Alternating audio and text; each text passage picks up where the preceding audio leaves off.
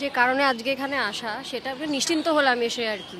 গুরুজনদের কাছ থেকে ভরসা পাওয়া গেল, সিনিয়র ডাক্তাররা বলছেন যে তারা পাশে আছেন, জুনিয়র ডাক্তারদের যতদিন তাদের দাবি পূর্ণ হবে না ততদিন সিনিয়র ডাক্তাররা যেভাবে সাপোর্ট দিয়ে যাচ্ছেন জুনিয়রদেরকে দিয়ে যাবেন, অর্থাৎ সিনিয়রদের হাত আমাদের মাথার ওপর আছে।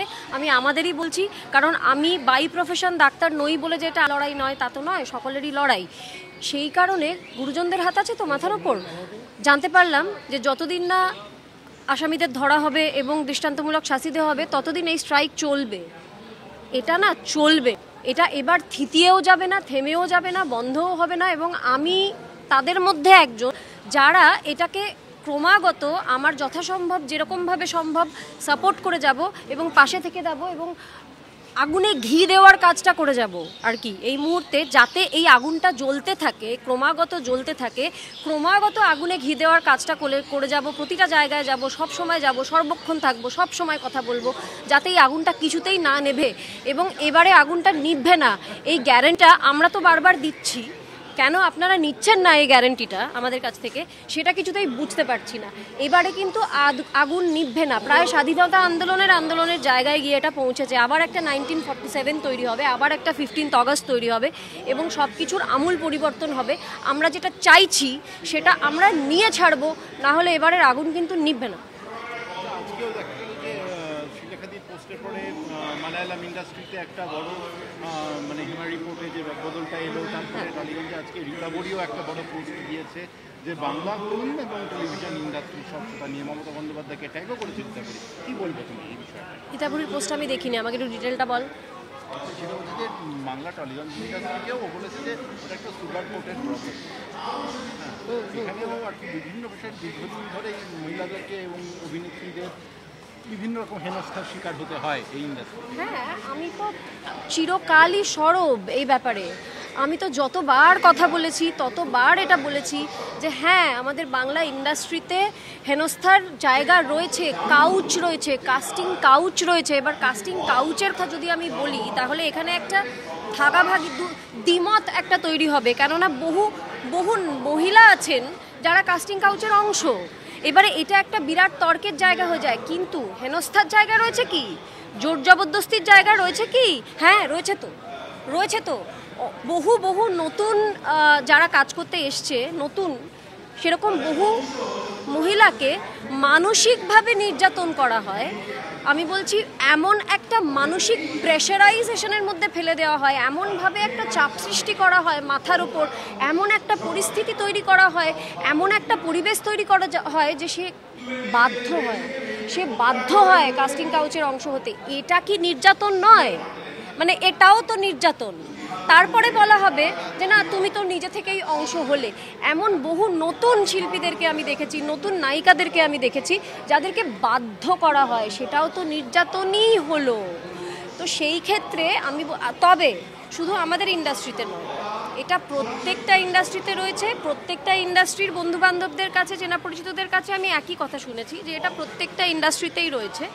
এবারে প্রত্যেকটা ইন্ডাস্ট্রির ক্ষেত্রেই যারা প্রিডেটার্স তো আমাদের চারপাশে ঘুরে বেড়াচ্ছে, আমাদের পরিবারের মধ্যেও প্রিডেটার্সরা থাকে আর কি, ঘুরে বেড়ায়। সেখানেও যখন প্রিডেটার্সরা তাদের কার্যকলাপ করে থাকেন তখন পরিবারের বহু মানুষ চুপ করিয়ে দেওয়া হয়, বলা হয় না না চুপ বলা যাবে না, পরিবারের মানুষ সম্পর্কে বলা যাবে না, কাকা জ্যাঠা এদের সম্পর্কে বলা যাবে না। তো প্রিডেটার্সদের সম্পর্কে বলতে হবে, সরব হতে হবে, এবং প্রিডেটার্সদের সম্পর্কে যারা বলছে তাদেরকে চুপ করিয়ে দেওয়া যাবে না, তাদের বলাটাকে আরও উৎসাহ দিতে হবে। ওই যে বললাম, আগুনে ঘি ঢালার কাজটা করতে হবে এবং প্রতিবাদ করতে হবে।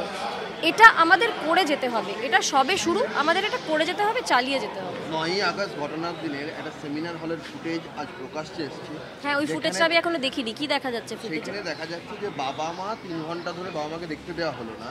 সেখানে ঠিক করছে সেমিনার রুম চত্বর 3 জন ব্যক্তি যাদের সঙ্গে আরজি করার কোনো যোগ নেই, তারা আছেন, তারা সকলেই অধ্যক্ষ, মানে সন্দীপ ঘোষ ঘনিষ্ঠ। এখন পুলিশ চাপে পড়ে বলছে 51 ফুটের সেমিনার হলের 40 ফুট কর্ডন অফ ছিল, 11 ফুটের মধ্যে কোনো ক্রাইম সিন ছিল না। এই রকম কেশবনাগের অঙ্কটা কেউ দেখেনি। পরবর্তী ক্ষেত্রে আরেকটা বিষয় উঠে আসে, তারা এখন চাপে পড়ে বলছেন আইনজীবী অধ্যক্ষের অনুমতিতে এসেছিল, তাহলে তাকে আটকানো হলো না কেন? অ্যাক্সেস কার্ডটা কোথা থেকে পেল? কি যে ভালো হয়েছে এই ফুটেজটা যে বেরিয়ে এসছে এবং ঘুরছে। এবারে একটা জিনিস বুঝতে পারছেন তো আপনারা যারা ঢাকা দিচ্ছেন, এই যে আমি আসছি এই বিষয়টাতে, এই যে এখন একটা চলছে না, আপনারা বিভিন্ন এই ছোট পর্দা বড় পর্দা নিকুচি করেছে, ছোট পর্দা বড় পর্দা মেজো পর্দা সেজো পর্দা নকাকা পর্দা, কোনো পর্দা নেই। আমাদের এখন ওই পর্দাটার দিকে তাকানোর দরকার যে পর্দাটা টাঙিয়ে রাখা হয়েছে দুষ্কৃতীদের, ক্রিমিনালদের, রেপিস্টদেরকে ঢেকে রাখার জন্য। ওই সব পর্দা মিলে এখন ওই পর্দাটাকে টেনে ছেড়ে দেওয়ার সময় হয়েছে আর কি। এই যে ভিডিওটা পর্দা ফাঁস করে বেরিয়ে এলো সামনে, আপনারা বুঝতে পারছেন তো যে কোথাও একটা ষড়যন্ত্র হচ্ছে, ন্যাচারালি একটা ষড়যন্ত্র হচ্ছে যে এবারের ক্রিমিনালদেরকে ঢেকে রাখা যাবে না, সব কিন্তু বেরিয়ে আসছে বাইরে। আপনারা চেষ্টা করে যাচ্ছেন, আপনারা আপ্রাণ চেষ্টা করে যাচ্ছেন ঢাকার, কিন্তু ঢাকতে পারছেন না, সব পর্দা ফাঁস হয়ে বেরিয়ে আসছে। এই যে ভিডিওটা, এই ভিডিওটা নিয়ে যেটা আজকে আমি যে ভিডিওটা এখন আমি দেখিনি কিন্তু আমি যেটা শুনলাম, এটা নিয়ে যদি প্রশ্ন করতে আমরা শুরু করি তাহলে তো প্রশ্ন মালা শেষই হবে না। কটা প্রশ্ন করা হবে এটা নিয়ে? এই ভিডিওটার যদি উত্তর আপনারা না দিতে পারেন তাহলে পরে আপনারা এবারে একদম চুপ করে যান, মুখে কুলু পেটে দিন, একদম চুপ করে যান, আমাদের হাতে ছেড়ে দিন। আমার কথা আমি যতবারই এটা বলছি ততবারই শুনতে একটু তালিবানি লাগছে যে কোনো রকম কোনো ফাঁসি বা এনকাউন্টার মুহূর্তের উল্লাস করেছি আমরা, সেটা যখন যখন হয়েছে, কিন্তু রেপ তো আটকাতে পারেনি এখনও অবধি।